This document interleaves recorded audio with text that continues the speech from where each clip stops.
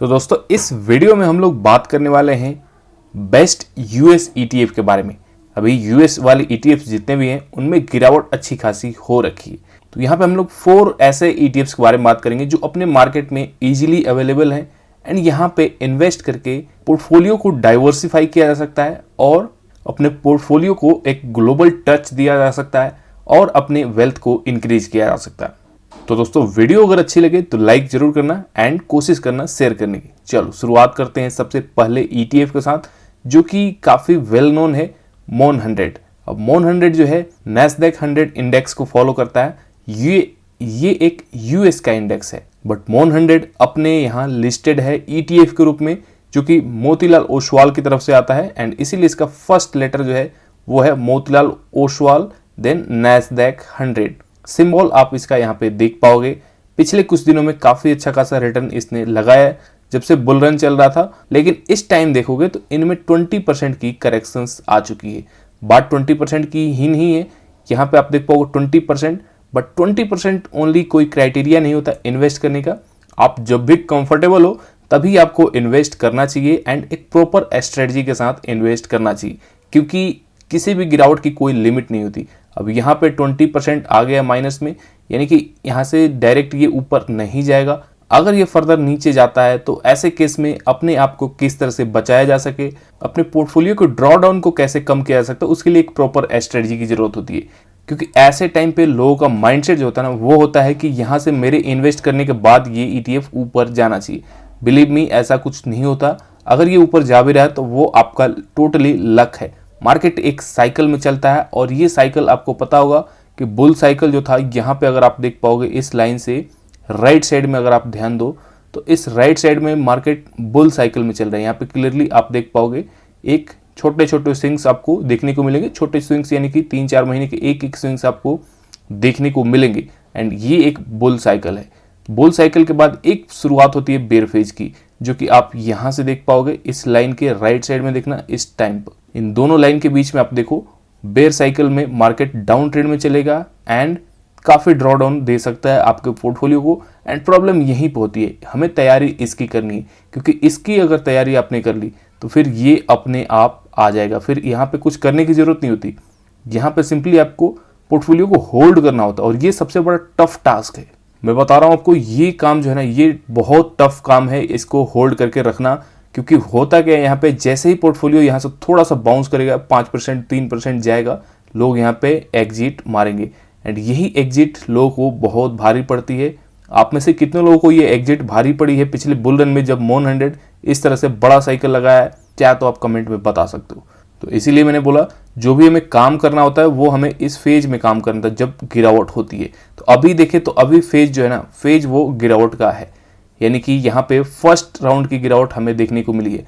First round क्या है? First round अगर मैं आपको बताऊं तो बुल रन, जैसे यहाँ पे बुल रन चल रहा था एंड इसके बाद हमें एक फर्स्ट राउंड की नीचे वाली ये वाली गिरावट दिखी है। इसके बाद मार्केट हो सकता है ऊपर जाकर रिकवरी दिखाए एंड एक नीचे लेग और आ सकती है, जो कि अभी नहीं हुआ। अभी फर्स्ट राउंड आपको देखने को मिलेगा एंड फर्स्ट राउंड में क्या होता है, फर्स्ट राउंड में हमेशा टेस्टिंग क्वांटिटी को इन्वेस्ट किया जाता है। अब देखो यहाँ पे जो भी ईटीएफ की बात हम करेंगे ये कोई ईटीएफ इन्वेस्टमेंट रिकमेंडेशन नहीं है, यहाँ पे प्योरली एनालिसिस हो रही है टेक्निकल बेस पे एंड इसको आपको एजुकेशनल पर्पस के लिए यूज करना है। तो देखो जो कि मैं आपको एक बता रहा था, जैसे देखो मैं सिंपल रूल फॉलो करता हूँ, पहले एक डिस्काउंटेड प्राइस होनी चाहिए, जो कि डिस्काउंटेड प्राइस मैंने आपको बता दिया 20% की ऑलमोस्ट डिस्काउंट यहाँ पे हमें दिख चुकी है। सेकंड रूल मैं आपको क्या बताता हूँ, सेकंड रूल जो है ना ये डेली चार्ट पे एटलीस्ट 200 डे मूविंग एवरेज पे आना चाहिए। प्राइस जो है अभी 200 डे मूविंग एवरेज से नीचे क्लियर कट आ चुका है। अब नीचे आने का मतलब यहाँ से वीकनेस जरूर दिख रहा है। वीकनेस में आपको क्या दिखेगा, अभी कुछ दिन तक फिर ऐसे ये ऊपर भी जा सकता है, फिर यहाँ पे फोमो क्रिएट होगा एंड फोमो में आप क्या करोगे, बड़ी बाइंग करोगे। बड़ी बाइंग कभी नहीं की जाती, क्योंकि यहाँ से आपको लगेगा कि ये छूट गया और ये ऊपर ही चलता जाएगा। बिलीव मी, ऐसा नहीं होता। ये ऊपर जाके आपको एक इजीली नीचे वाला लेग भी दिखा सकता है एंड इसीलिए एक स्ट्रेटजी यहाँ पे हमें ज़रूरत पड़ती है। तो स्ट्रेटजी क्या है? स्ट्रेटजी बहुत ज़्यादा कॉम्प्लिकेटेड नहीं है, सिंपल है SIP की, जो कि हर जगह हमें यूज करनी है। इससे क्या हुआ, कैपिटल पे हमारा फुली कंट्रोल रहेगा एंड हम अपने सिचुएशंस के साथ हम यहाँ पे इन्वेस्ट कर पाएंगे। तो मार्केट में इस तरह से मून 100 हमें दिखा सकता है। ये टोटली इस तरह का पैटर्न हमें देखने को मिल सकता है। तो 4 ETFs मैं यहाँ पे बताऊंगा एंड इन चारों ETFs में से बेस्ट कौन है वो हम एंड में डिसाइड करेंगे। एंड कौन सी ETF आप चूज कर सकते हो वो सारा कुछ रिटर्न फैक्टर पे हम लोग देखने वाले हैं। एंड बाकी वॉल्यूम्स एंड एक्सपेंस रेशियो ये आपका काम है देखना, क्योंकि कुछ होमवर्क आपके लिए रहना चाहिए। एंड होमवर्क आपके लिए है कि आप वॉल्यूम के बेसिस पे देखो इन चारों ETFs में कौन से बेटर हैं, प्लस एक्सपेंस रेशियो के हिसाब से आप डिसाइड करो। तो मून 100 देखो, मून 100 को क्यों रखना चाहिए पोर्टफोलियो में, ये चीजें मैं कई बार बता चुका हूं आपको, एक बार अगेन बता देता हूं। आ जाओ, उसके लिए हमें चाहिए कंपैरिजन, एंड कंपैरिजन हम करेंगे निफ्टी बीज के साथ, क्योंकि ये एक ETF है मून 100, तो निफ्टी बीज भी अपना एक ETF है अपने मार्केट का, इंडियन मार्केट का। एंड रेड कलर की लाइन आपको यहाँ पे दिखेगी निफ्टी बीज की, प्लस जो ब्लू कलर की लाइन है वो है मून 100 की। अब देखो दोनों में कोई कंपैरिजन ही नहीं है, रिटर्न का इतना ज्यादा डिफरेंस है कि ये अपने आप में पूरी कहानी बता रहा है कि मून 100 को क्यों रखना चाहिए। रिटर्न ऑलमोस्ट 5x है, ये लॉन्ग टर्म की बता रहा हूँ, शॉर्ट टर्म की नहीं बता रहा हूँ। 1 साल 2 साल की बात नहीं है, लॉन्ग टर्म यानी कि 2011 से डेटा हमारे पास अभी है। रिसेंट में देखें तो रिसेंट एटलीस्ट कोविड के लो के बाद देखते हैं, कोविड का लो हमें यहाँ पे दिखेगा 2020 में। एंड इस 2020 से भी देखें निफ्टी कुछ फेज में आगे रहा है, बट अल्टीमेटली मून 100 ही यहाँ पे विनर दिखेगा हमें। तो मून 100 डाइवर्सिफिकेशन के साथ साथ एक रिटर्न एनहेंसर ETF भी है, जो कि आपकी पोर्टफोलियो को काफी अच्छा खासा ऊंचाई तक ले जा सकता है, क्योंकि इसमें पावर है निफ्टी को बीट करने की। नेक्स्ट ETF आता है मिराई एसेट फंड हाउस की तरफ से, जो कि S&P 500 टॉप 50 इंडेक्स पे बेस्ड है। MA यानी कि मिराई एसेट, SP यानी कि S&P टॉप 50। तो टॉप 50 जो मेगा लार्ज कैप कंपनियां हैं, जैसे कि अपने यहाँ निफ्टी 50 होती हैं, वैसे ही S&P 500 की मेगा लार्ज कैप कंपनी है, यूएस की सबसे बड़ी कंपनी है, जो कि 50 कंपनियां होती हैं, उनका यहाँ पे इंडेक्स है। एंड इसी इंडेक्स पे बेस्ड है S&P टॉप 50 ETF। अब ये भी काफी अच्छा खासा रिटर्न दे चुका है, बट चार्ट इसका बहुत ज्यादा लॉन्ग टर्म का अवेलेबल नहीं है। जितना भी अवेलेबल है यहाँ पे एक बार निफ्टी के साथ कंपैरिजन करें तो निफ्टी को इसने इजीली बीट किया हुआ है। एट द एंड काफी डिफरेंस है, डबल से भी ज्यादा डिफरेंस यहाँ पे हमें देखने को मिलेगा। तो ये भी ETF अपने आप में बता रहा है कि इस ETF को क्यों जगह देनी चाहिए अपनी पोर्टफोलियो में। बाकी ये टोटल 4 ETFs हम जब डिस्कशन करेंगे तो यहाँ पे जरूरी नहीं आपको चारों ETFs को सिलेक्ट करना है। यहाँ से आप चाहे तो एक ETF को सिलेक्ट कर सकते हो, 2 ETF को सिलेक्ट कर सकते हो, या मैक्स टू मैक्स 3 ETF को सिलेक्ट कर सकते हो। ये टोटली आपके ऊपर है। चारों यहाँ पे सेलेक्ट करना मेरे हिसाब से बहुत ज्यादा कोई वाइज डिसीजन नहीं होगा।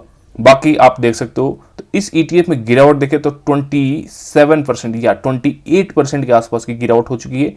डेली चार्ट में मूविंग एवरेज से काफी नीचे आ चुका है। तो जो 2 रूल है अपने गिरावट के हिसाब से वो इस पे अप्लाई होते हैं। अब नेक्स्ट ETF देखते हैं। नेक्स्ट ETF है माफांग। अब देखो माफांग को कोई इंट्रोडक्शन की जरूरत नहीं है, क्योंकि इसका रिटर्न आपको बता देगा कि ये किस तरह का पावरफुल ETF है। अब देखो यहाँ पे इसने 22 के बॉटम से देखें तो 343% के रिटर्न लगाए, यानी कि पैसे आपके 4.5 गुना हुए। ये अपने आप में बहुत ही पावरफुल ETF है एंड स्टॉक टाइप रिटर्न देता है, क्योंकि ये कॉन्सेंट्रेटेड स्टॉक्स का पोर्टफोलियो, इसमें ओनली 10 स्टॉक्स हैं। अब 10 स्टॉक्स जो हैं ये एक पावरफुल रिटर्न क्रिएट करते हैं। अगर इनमें बहुत अच्छी मूवमेंट आई तो ये ETF काफी अच्छा खासा करने की पावर रखता है, एंड यही इसके साथ हुआ है। तो इसको अगर निफ्टी बीच के साथ कंपैरिजन करोगे तो कंपैरिजन आपको गिरावट में देखो, गिरावट में बहुत ज़्यादा गिरता है, निफ्टी जैसा नहीं गिरेगा, क्योंकि निफ्टी से ये डबल गिरता भी है। बट यहाँ पे रिटर्न इसमें डबल ट्रिपल आने की क्षमता है। अगेन क्षमता ऐसा होगा नहीं होगा फ्यूचर में ये कोई नहीं जानता, क्योंकि हो सकता है अगर आप 10 स्टॉक्स ले रहे हो तो कॉन्सेंट्रेटेड पोर्टफोलियो जो रहते हैं स्टॉक्स वाले, इनके साथ एक और प्रॉब्लम रहती है कि अगर ये नहीं चले, बहुत ज़्यादा अच्छा नहीं किए, अंडर परफॉर्म कर दिए, तो फिर जो डाइवर्सिफाइड ETF हैं वो इनको बीट कर सकते हैं। जैसे कि मून 100 S&P टॉप 50 ETF वो भी इसको बीट कर सकता है, क्योंकि उनमें 50 स्टॉक्स हैं, मून 100 में 100 स्टॉक्स हैं। तो ये डाइवर्सिफाइड का फायदा है एंड ये कॉन्सेंट्रेटेड का फायदा है कि ये काफ़ी तेज़ी से ऊपर भी जा सकता है। तो सिलेक्शंस के लिए चाहे तो आप एक डाइवर्सिफाइड रख लो एंड एक कॉन्सेंट्रेटेड रख लो, सो दैट आपका पोर्टफोलियो बैलेंस हो जाएगा। बात करें इसमें गिरावट की, तो गिरावट आपको इसमें भी 20% अराउंड दिखेगा। यस, 25% के आसपास गिरावट आ चुकी है। मूविंग एवरेज पे एकदम एग्जैक्टली अभी आपको देखने को मिलेगा, यहाँ पे आप देख पाओगे इजीली। बट 25% माफांग के लिए काफ़ी है क्या?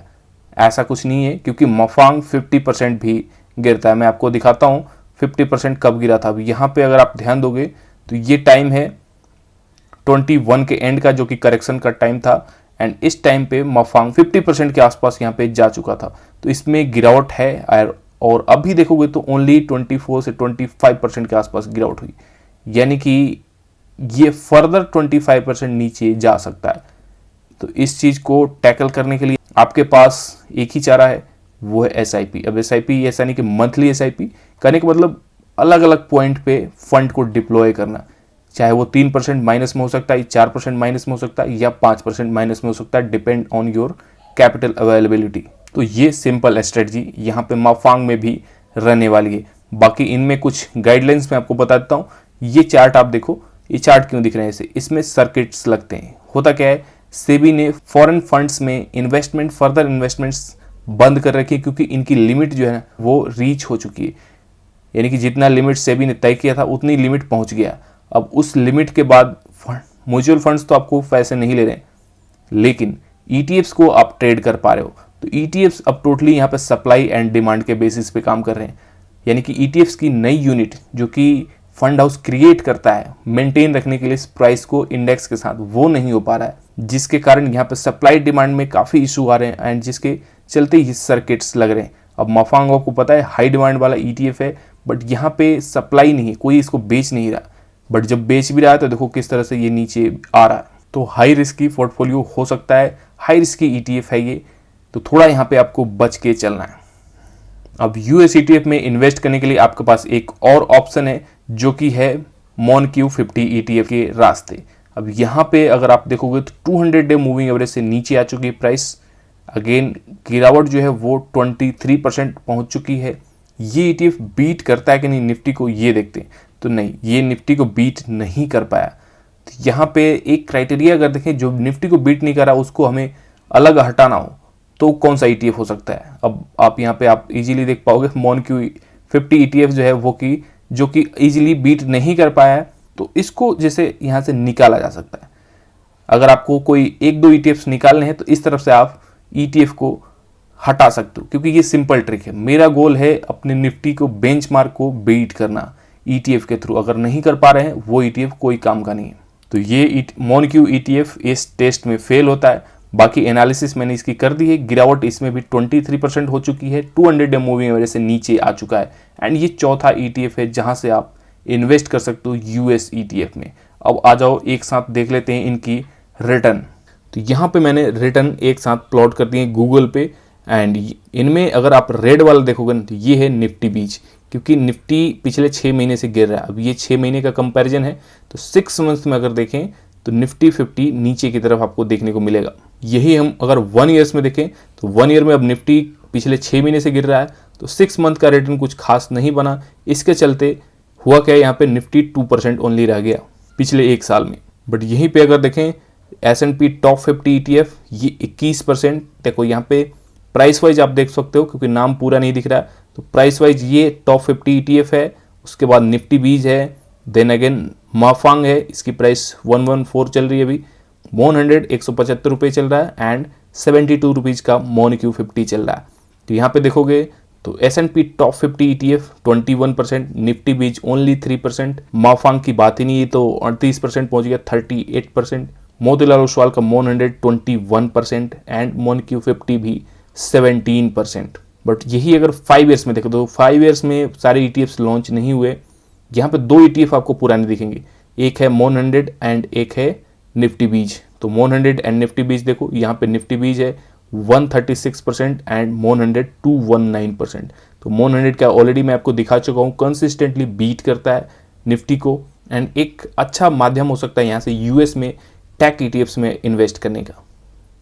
इन सबको अगर ट्रेडिंग व्यू में प्लॉट किया जाए तो यहाँ पे हम देखें तो एक ETF जो कि काफ़ी लेट दिसंबर 21 में रिलीज हुआ है, इसके बाद यहाँ से हम लोग कंपैरिजन देख लेते हैं। अब देखो विनर ऑफ कोर्स आपको माफांग ही देखने को मिलेगा। यहाँ पे आप रिटर्न देख लेना, अदरवाइज यहाँ भी देखो माफांग है 1110% के आसपास। Top 50 ETF S&P top 50 ETF ये है 54%, MON100 50% एंड MonQ50 13%। तो यहाँ से मैंने आपको बताया अगर एक ETF आपको निकालना है तो कौन से ETF को निकाल सकते हो, ये साफ साफ आपको देखने को मिलेगा। बाकी रिटर्न आप यहाँ पे नाम देख लेना, यहीं पे जो ईडर रिटर्न मैंने मार्क किए हैं ये रिटर्न आपको यहाँ पे देखने को मिलेंगे। तो अभी आप रिटर्न देख सकते हो वीडियो को पॉज करके। ये 22 से कंपैरिजन है। अगर इसी कंपैरिजन को मैं 23 के आसपास से कर दूं तो मफांग क्लियर कट 213% के साथ ऊपर विनर आएगा। मोन 100 हमें 100% देखने को मिलेगा, 80% के साथ टॉप 50 ETF देखने को मिलेगा एंड मोन Q50 39%। तो मोन Q50 तो यहाँ पे ऐसे ही रेस से बाहर हो जा रहा है हर बार, बट टोटली 3 ETFs जो कि काफ़ी क्लोज रेस में आ रहे हैं, इन ETFs में से आप further volumes and expense ratio के बेसिस पे अगर आपको हटाना है किसी एक ETF को, वो आप काम कर सकते हो। मैं आपको इतना सिंपल बता रहा हूँ कि एक ETF जो है वो कॉन्सेंट्रेटेड होना चाहिए और एक ETF जो है वो डाइवर्सिफाइड होना चाहिए, वेल डाइवर्सिफाइड। चाहे वो मोन 100 भी हो सकता है या S&P टॉप 50 ETF भी हो सकता है, बट ये कोई रिकमेंडेशन नहीं है, जस्ट मैं आपको बता रहा हूँ कि पोर्टफोलियो किस तरह से बनाया जाता है। चलो, तो आई होप कि ये ETF की वीडियो आपको इन्फॉर्मेटिव लगी होगी। मिलते हैं नेक्स्ट वीडियो में।